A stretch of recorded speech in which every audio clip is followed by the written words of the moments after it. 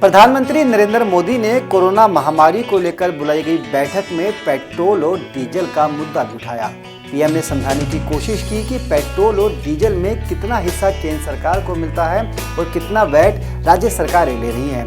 PM ने अपनी calculation में कहा कि केंद्र को जितना टैक्स मिलता है उसमें से भी 42% प्रॉफिट राज्य सरकारों के हिस्से में चला जाता है। ऐसे में उन्होंने कई राज्य सरकारों से अपील करते हुए कहा कि वो अपने हिस्से का कुछ टैक्स कम करें ताकि गरीब लोगों को महंगाई की मार से राहत मिल सके। तो वहीं दूसरी तरफ आज गैर बीजेपी शासित राज्य सरकारों ने पेट्रोल और डीजल पर टैक्स को लेकर केंद्र पर हमला बोला। पश्चिम बंगाल की मुख्यमंत्री ममता बनर्जी ने कहा कि वो अभी तक पेट्रोल और डीजल की कीमतों को बढ़ने से रोकने के लिए करोड़ों रुपया खर्च कर चुकी हैं, जबकि केंद्र ने उनको उनके बकाये का हिस्सा नहीं दिया। ऐसा ही कुछ महाराष्ट्र, तेलंगाना और देश में जहां गैर बीजेपी शासित राज्य सरकारें हैं वहां से भी कुछ जवाब सामने आए। ऐसे में सबसे बड़ा सवाल अब ये उठ रहा है कि आम लोगों की जेब पर ज़्यादा बोझ कौन डाल रहा है, केंद्र या फिर राज्य सरकारें। आइए आपको समझाने की कोशिश करते हैं कि लोगों पर महंगाई की मार के लिए ज़्यादा दोषी कौन है। प्रधानमंत्री नरेंद्र मोदी ने कहा था कि सरकार को पेट्रोल डीजल से जो रेवेन्यू आता है उसका भी 42% राज्यों को ही चला जाता है। हालांकि ये सच भी है, लेकिन इसमें एक बड़ा ट्विस्ट है। सरकार को पेट्रोल पर कुल 27.90 रुपए का उत्पादन शुल्क मिलता है। इसमें बेसिक एक्साइज ड्यूटी ₹1.40 और स्पेशल एडिशनल ड्यूटी ₹11 होती है। सिर्फ इसी से हुई कमाई वाले हिस्से में से 42% राज्यों को जाता है, यानी कुल ₹12.40 का 42% ही केंद्र से राज्यों को जाता है, जो कि करीब ₹5.20 बनता है। इसके अलावा ₹2.25 एग्रीकल्चर इंफ्रास्ट्रक्चर सेस लगता है और ₹13 तक रोड सेस लग सकता है। सेस के जरिए मोदी सरकार के पास जो पैसा जाता है उस पर सिर्फ केंद्र सरकार का ही हक होता है। हालांकि प्रधानमंत्री नरेंद्र मोदी ने अपनी बैठक के दौरान रेवेन्यू शब्द का भी इस्तेमाल किया था, जिससे ऐसा लग रहा है कि पूरे ₹27.90 का 42%, यानी कि करीब ₹11.70 राज्य सरकारों को चला जाता है, जबकि राज्य सरकार इस बात से पूरी तरह से डिनाई कर रही है। वैसे केंद्र सरकार और राज्य सरकार अपने अपने तरीके से तर्क दे रही है कि वो लोगों पर महंगाई की मार नहीं डाल रही, जबकि पेट्रोल और डीजल को लेकर केंद्र और राज्य भले ही दूसरे के आमने सामने हो, लेकिन सबसे बड़ा सच ये है कि पेट्रोल और डीजल पर करीब 50% तक का टैक्स लगता है।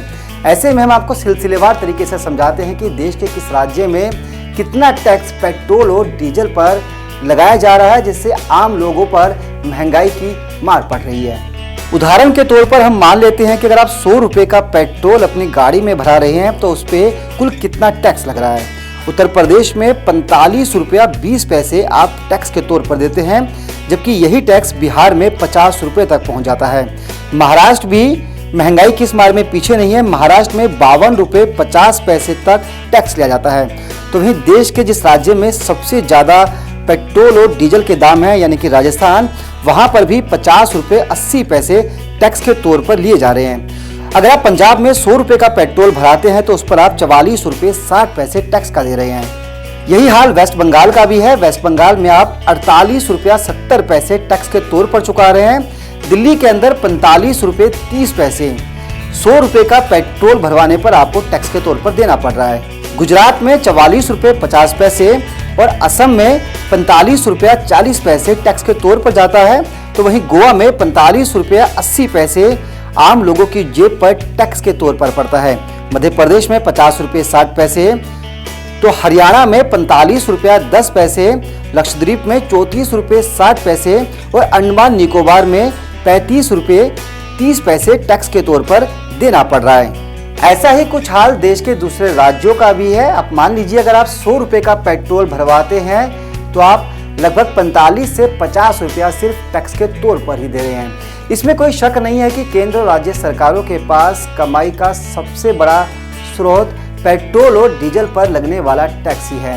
लेकिन सबसे बड़ा सवाल ये भी है कि जहां देश के अंदर महंगाई दर लगातार बढ़ रही है, लोगों पर महंगाई का बोझ बढ़ रहा है, ऐसे में प्रधानमंत्री नरेंद्र मोदी की इस अपील के बाद क्या वाकई कुछ राज्य सरकारें लोगों पर टैक्स का बोझ कम करेंगी, यानी कि सीधे तौर पर वो अपने हिस्से का कुछ मुनाफा आम लोगों की तरफ भी छोड़ेगी। देखना यही होगा क्या वाकई पीएम की इस अपील का असर देखने को मिलेगा या फिर यह मुद्दा राजनीतिक स्तर पर और आगे तक जाएगा।